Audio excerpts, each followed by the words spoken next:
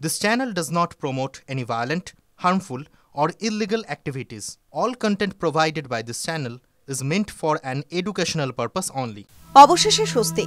বউবাজারের ভূগর্ভে দুদিকের সুড়ঙ্গের খোলা দুই প্রান্তের শেষ 6 মিটার ব্যবধান মিটিয়ে দেওয়া হলো। জুড়ে দেওয়া হলো দুটি সুড়ঙ্গকে।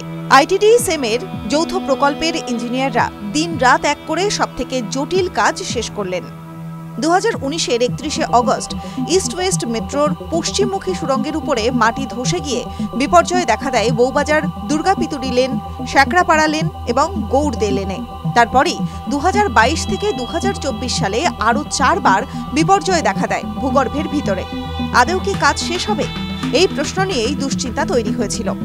ইস্ট ওয়েস্ট মেট্রোর পশ্চিমমুখী সুড়ঙ্গ পুরোপুরি তৈরি হয়ে গিয়েছে বলে জানালেন কলকাতা মেট্রো রেল কর্পোরেশন লিমিটেডের KMRCL আধিকারিকেরা। শিয়ালদা স্টেশন এবং এসপ্ল্যানেড 2.4 কিলোমিটার দৈর্ঘ্যে যদি পূর্ব ও পশ্চিম দুদিকে যাওয়ার সুড়ঙ্গ তৈরি না করা যায় তাহলে সেক্টর 5 থেকে হাওড়া ময়দান পর্যন্ত মেট্রো পরিষেবা শুরু করা যেত না।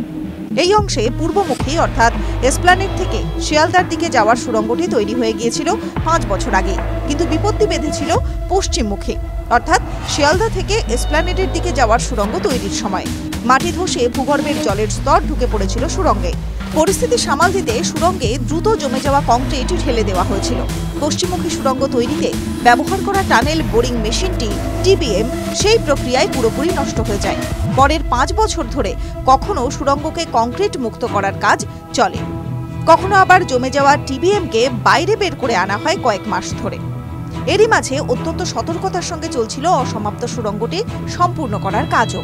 অতি ধীর গতিতে এবং সম্ভাব্য সব রকম সতর্কতা অবলম্বন করার পুরস্কার মিলল অবশেষে। শেষ 20 ফুটের ব্যবধান ঘুচিয়ে সুড়ঙ্গের মধ্যে ট্রাক বেড পাতার কাজটি শেষ করা গিয়েছে। TV9 Bangla digital.